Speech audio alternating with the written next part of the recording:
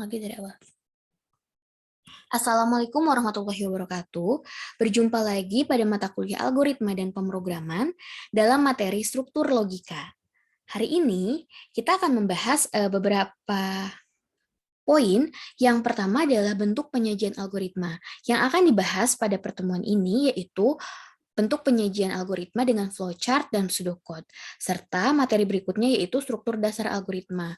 Yang nanti akan kita bahas adalah sequence, selection, dan repetition, serta nanti dalam setiap sub materi itu akan ada latihan. Baik teman-teman, kita mulai pada poin pertama yaitu bentuk penyajian algoritma.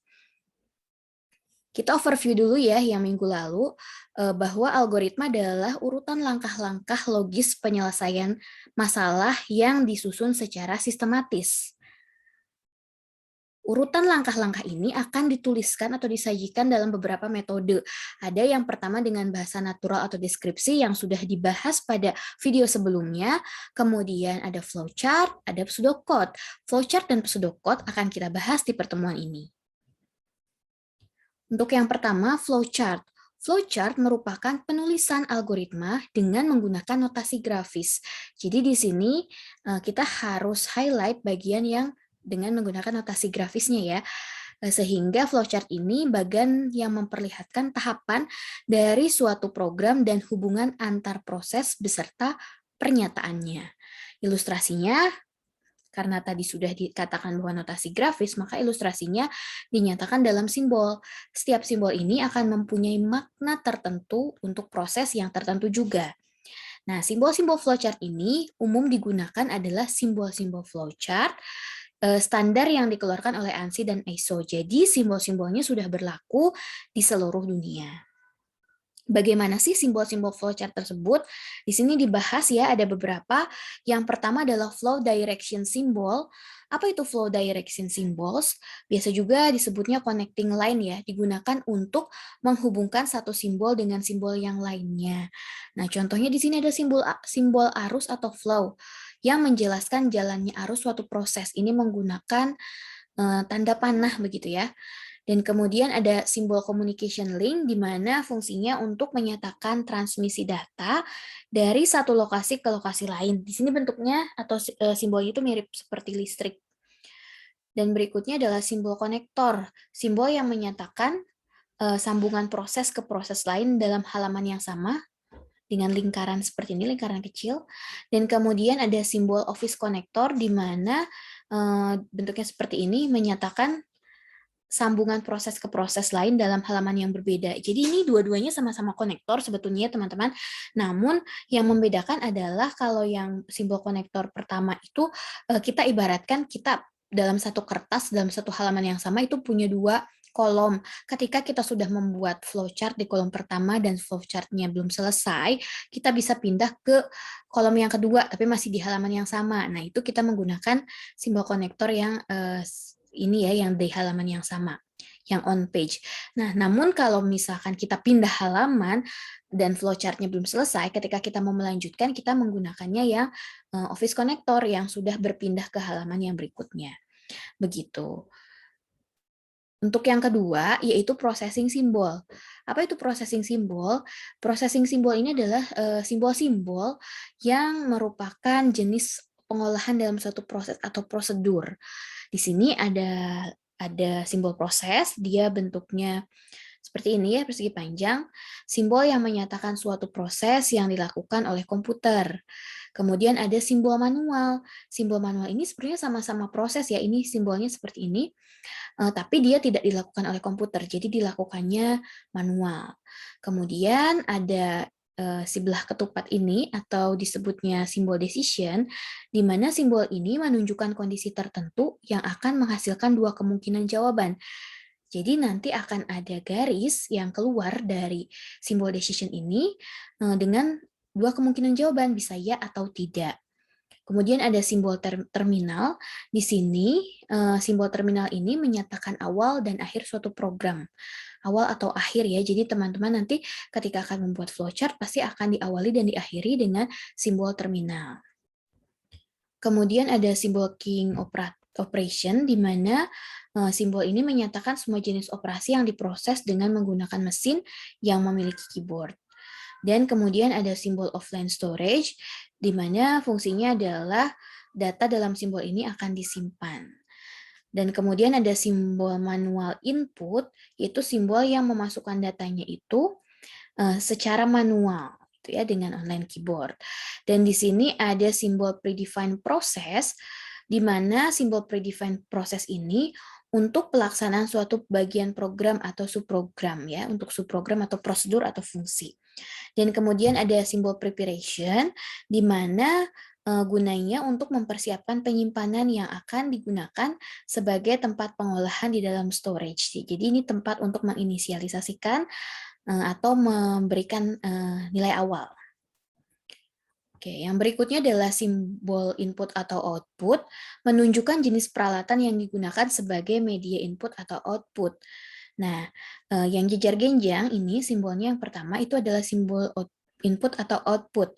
Jadi fungsinya untuk menyatakan proses input atau output tanpa tergantung pada jenis peralatannya apa ya. Jadi secara umum memang lazimnya digunakannya biasanya dengan menggunakan jejar genjang seperti ini. Kemudian ada simbol punch card di mana fungsinya untuk menyatakan input berasal dari kartu atau output yang ditulis ke kartu. Ada juga simbol magnetic tape, fungsinya untuk menyatakan input yang berasal dari pita magnetis atau output yang disimpan ke pita magnetis. Ada juga yang berikutnya adalah simbol di storage, seperti ini simbolnya digunakan untuk menyatakan input berasal dari disk atau output yang disimpan ke disk di storage. Kemudian ada simbol dokumen, bahwa input berasal dari dokumen dalam bentuk kertas atau outputnya yang perlu dicetak di kertas. Dan ada juga simbol display. Simbol display ini menyatakan penggunaan peralatan output, misalnya layar, monitor, printer, dan lain sebagainya. Kita akan ke contoh flowchart-nya ya teman-teman. Jadi tadi kita sudah mengenal bagaimana simbol-simbol flowchart-nya.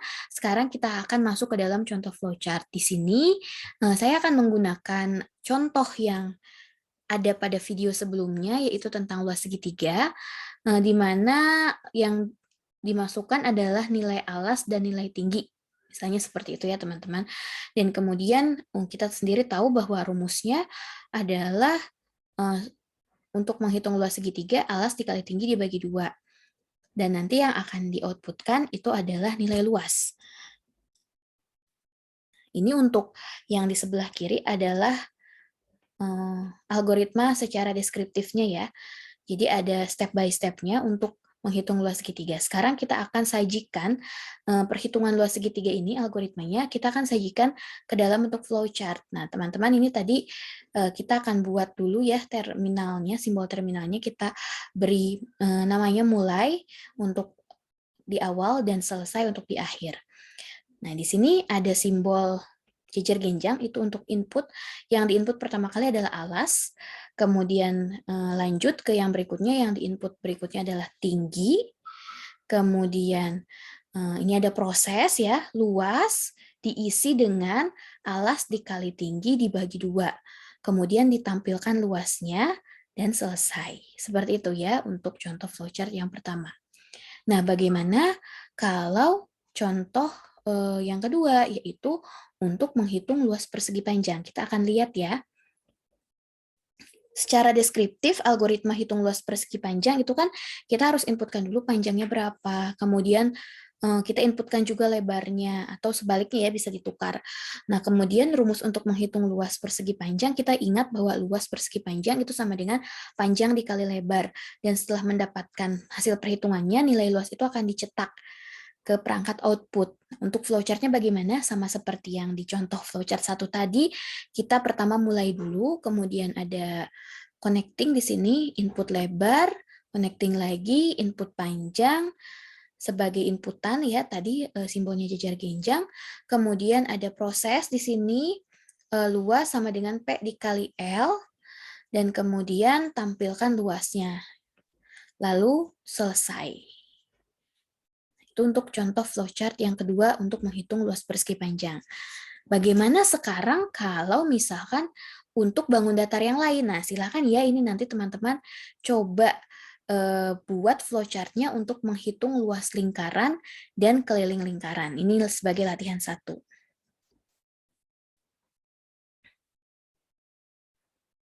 Yang berikutnya, kita akan masuk ke pseudocode. Pseudocode merupakan cara penyajian algoritma yang bahasanya mirip dengan bahasa pemrograman. Akan tetapi, pseudocode menggunakan bahasa manusia yang mudah dipahami secara universal. Atau dengan kata lain, pseudocode ini dia mix gitu ya teman-teman, antara bahasa pemrograman tapi masih mudah sekali dimengerti oleh manusia. Jadi di sini tidak memiliki aturan baku sebetulnya ya. Tidak ada aturan baku yang mengikat penggunaannya. Di sini, pseudocode mengabaikan hal yang rigid dalam bahasa pemrograman. Misalkan harus ada tanda titik koma, di pseudocode itu tidak diperlukan ya, jadi tidak serigid itu, makanya tadi masih sangat bisa dimengerti oleh manusia. Ada apa saja sih bagian-bagian dari pseudocode? Pseudocode dibagi ke dalam 3 bagian, yaitu pertama judul. Judul itu berisi judul dari program yang akan dibuat. Kemudian ada deklarasi. Deklarasi itu adalah variabel, isinya ya variabel-variabel yang dimiliki algoritma. Disinilah harus disebutkan, dideklarasikan. Dan kemudian bagian yang ketiga itu adalah bagian algoritma atau sekumpulan perintah-perintahnya untuk menyelesaikan masalah tadi. Kita akan lihat contoh notasi pseudocode ya. Tadi kan sebetulnya tidak ada aturan baku yang mengikat. Teman-teman sebetulnya boleh saja menggunakan bahasa yang tadi mudah dimengerti manusia, tapi dia memang ada unsur bahasa pemrogramannya, walaupun tidak rigid gitu ya. Nah ini contohnya untuk mencetak nilai. Untuk mencetak nilai kita bisa menggunakan perintah write. Contohnya seperti ini ya, write terus apa yang dicetak. Contoh write X, write halo dunia. Tapi ya tidak mesti bahwa untuk mencetak nilai ke layar itu harus dengan write saja. Kalau di pseudocode teman-teman bisa saja menggunakan print gitu ya, atau menggunakan bahasa Indonesia boleh-boleh saja ya cetak. Tapi ya kalau bahasa Indonesia nanti hanya dimengertinya oleh orang-orang Indonesia gitu ya. Tapi kalau teman-teman mau membuat itu universal, boleh saja menggunakan bahasa Inggris misalkan tadi ya write atau print seperti itu. Nah, untuk yang berikutnya, untuk memasukkan nilai ke variabel atau assignment, di sini adalah kita sebutkan dulu nama variabelnya apa. Nah, ini ya lambang assignment dalam pseudocode. Jadi ada tanda panah terbalik, kemudian nilainya apa. Contoh, saya punya variabel Y yang akan diisi dengan 1, sehingga di sini kita tuliskan pseudocode-nya Y tanda panah terbalik 1, atau kalau misalkan Y-nya diisi dengan X, maka Y tanda panah terbalik X. Dan yang berikutnya adalah untuk mengambil inputan dari user, kita bisa misalkan menggunakan perintah yang namanya read, yang artinya kita akan membaca inputan dari user. Contohnya read X atau read Y.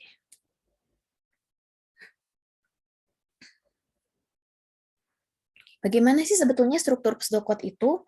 Di sini contohnya, pertama ya tadi kita mengikuti struktur yang awal, yaitu harus ada nama programnya. Nah, di sini ada program, nama programnya itu apa, silahkan disebutkan.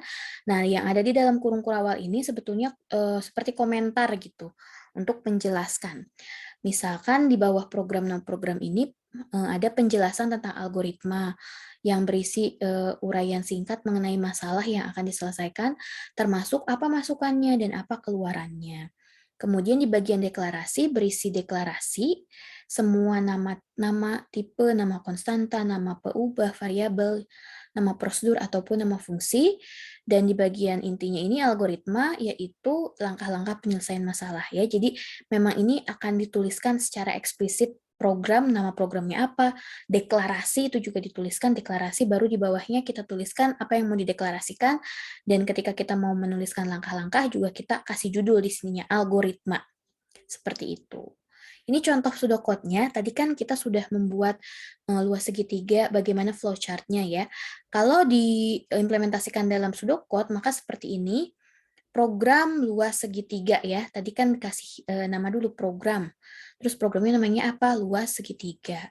Di sini kita kasih keterangan kurung kurawal program untuk mencari luas segitiga dengan inputannya alas dan tinggi. Outputnya ya luas segitiganya. Kemudian bagian yang kedua itu adalah deklarasi. Deklarasi ini tadi kita tuliskan variabel-variabel atau peubah-peubah apa yang nanti akan diperlukan, beserta tipenya, tipe datanya. Di sini misalkan alas, alas itu bilangan desimal biasanya ya, jadi kita tuliskan float. Tinggi juga float, dan luas juga float. Luas ini sudah pasti float, karena kan nanti akan ada proses membagi dua. Kalau dia tidak genap kan pasti nanti berkoma ya, jadi makanya kita beri tipenya itu float atau bilangan desimal. Nah, kemudian ada algoritmanya tadi. Di algoritma itu biar mudah terbaca bisa di tab saja di sini read alas ya. Artinya kita meminta user memasukkan alas, dan read tinggi kita membaca tinggi juga berdasarkan inputan usernya. Kemudian luas itu diisi tadi ya pakai notasi assignment tadi, panah terbalik. Luas, panah terbalik, alas dikali tinggi dibagi dengan 2. Kemudian kita write atau cetak luasnya.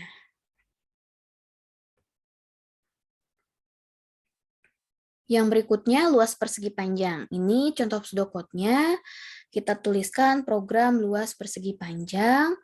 Maksud dan tujuan program ini adalah untuk mencari luas persegi panjang dengan inputnya adalah panjang dan lebar. Tadi deklarasinya kita tuliskan misalkan panjangnya integer atau bilangan bulat, lebar integer, luas integer. Algoritmanya read atau baca panjang dari user, dari inputan user, read lebar, kemudian luas itu diisi dengan pakai lambang assignment, panah terbalik, panjang dikali lebar, kemudian tuliskan atau write luasnya. Seperti itu ya teman-teman untuk pembuatan dengan pseudocode contohnya. Nah, bagaimana sekarang kalau pseudocode dari untuk menghitung luas lingkaran dan keliling lingkaran? Tadi kan kita sudah buat bagaimana flowchart-nya. Sekarang bagaimana pseudocode-nya ya? Silakan dicoba. Oke, kita masuk ke bagian 2, teman-teman, yaitu struktur dasar algoritma. Nah, struktur dasar algoritma itu ada berapa jenis? Ada 3. Yang pertama sequence, atau dalam bahasa Indonesianya runtutan. Kalau kita lihat gambarnya ini, dia berurutan gitu ya, kalau kita lihat panahnya di sini dari yang pertama ke yang kedua, kemudian ke yang ketiga, dan seterusnya. Ada juga pemilihan atau selection. Di sini dari yang pertama itu tidak mesti harus ke yang kedua, bisa juga dari yang pertama ini kita pilih, misalkan dari yang pertama ke yang ketiga gitu ya prosesnya. Atau yang berikutnya itu adalah pengulangan atau repetition. Di pengulangan ini ada proses yang diulang beberapa kali. Kita akan lihat satu persatu apa pengertiannya dan bagaimana contohnya. Kita mulai dari runtunan dulu atau sequence ya. Sebuah runtunan terdiri atas satu atau lebih instruksi. Dan setiap instruksinya akan dikerjakan secara berurutan atau sekuensial sesuai dengan urutannya di dalam algoritma. Contohnya, algoritma tukar isi ember. Ya, kita punya 2 ember, kemudian kita mau menukar ember A dengan ember B isinya. Kita tidak mungkin kan langsung menukar begitu saja gitu ya, karena nanti kecampur airnya. Oleh karena itu kita akan minta bantuan satu wadah lagi, yaitu ember C. Nah, bagaimana caranya itu? Tuang air dari ember A ke ember C dulu. Kemudian tuang air dari ember B ke ember A. Berarti yang B sekarang sudah ada di yang A ya. Dan kemudian yang terakhir adalah tuang air dari ember C. Ember C itu kan isi yang ember A di awal ke ember B. Nah, jadi sekarang di ember A sudah berisi air ember B, dan di ember B sudah berisi air ember A. Kalau kita lihat dari sini, setiap pernyataannya dilaksanakan berurutan dari atas ke bawah satu persatu. Sekarang kalau kita ubah susunannya, atau kita eksekusinya secara acak, akan terjadi kesalahan. Sehingga isi kedua ember tersebut tidak bisa dipertukarkan. Itu ya, ciri dari runtunan itu kita akan mengerjakan prosesnya satu persatu secara berurutan. Sekarang kita masuk ke struktur yang kedua, yaitu pemilihan. Sebuah aksi dikerjakan jika memenuhi persyaratan tertentu. Jadi bisa saja aksi itu dilewat kalau tidak memenuhi persyaratan. Bentuk instruksi ini dinamakan selection atau percabangan atau bisa juga pemilihan ya seperti judulnya. Yang ditulis dalam notasi pseudocode-nya itu seperti berikut. If ada suatu kondisi, then apa aksinya? Nah, contoh seleksi ini secara umum dapat dituliskan dalam bentuk pernyataan seperti berikut. Jika air dalam kettle mendidih, maka matikan kompor. Jadi, memproses atau aksi mematikan kompor ini hanya terjadi jika ketelnya mendidih. Berarti kalau ketelnya tidak mendidih, kita tidak perlu melakukan aksi ini. Artinya akan ada aksi yang dilewat, begitu ya teman-teman? Atau dalam kita misalkan dalam pseudocode gitu ya, if air mendidih, then matikan kompor. Jika air mendidih, maka matikan kompor. Seperti itu teman-teman. Nah, struktur pemilihan ini tidak terbatas pada satu pilihan saja. Seleksi dapat berisi beberapa pilihan sesuai dengan keperluan dari pengguna itu sendiri. Struktur yang berikutnya adalah pengulangan. Komputer dapat melakukan pekerjaan yang berulang tanpa mengenal lelah dan bosan. Misal, menulis hello world sebanyak 5 kali. Maka kita akan perintahkan komputer menulis hello world sebanyak 5 kali. Write hello world, write hello world, write hello world, write hello world, dan write hello world gitu ya, ditulis sebanyak 5 kali. Kalau manusia biasa biasanya misal waktu SD mungkin teman-teman ingat pernah kalau misalkan tidak mengerjakan PR dihukumnya itu disuruh menulis 100 kali. Saya tidak akan lupa lagi mengerjakan PR. Seperti itu misalkan. Nah, kita disuruh menulis 1 halaman saja rasanya sudah capek gitu ya, apalagi harus berhalaman-halaman. Kalau kita mungkin sudah lelah, sudah bosan, tapi kalau komputer itu tidak. Jadi dia bersedia saja mau disuruh menulis berapa kali pun, asal kita memberikan instruksi yang sesuai. Nah, di sini kita bisa lakukan penulisan itu dengan menuliskan perintah write hello world-nya terus-menerus selama 5 kali. Tapi ada cara yang lebih efektif agar kita tidak perlu menuliskan instruksi yang sama berulang kali, maka kita dapat menggunakan notasi yang namanya notasi pengulangan. Antara lain kita bisa menggunakan repeat, repeat n times, for atau repeat until, dan while. Contohnya repeat 5 times, write hello world. Jadi kita cuma memberikan instruksi kepada komputernya seperti ini saja ya. Repeat 5 times, write hello world. Atau for i dari 1 sampai 5, write hello world. Jadi kita sudah berikan batasannya kepada komputer untuk melakukan perulangan sebanyak berapa kali. Jadi pada struktur pengulangan ini akan ada aksi yang dikerjakan lebih dari 1 kali.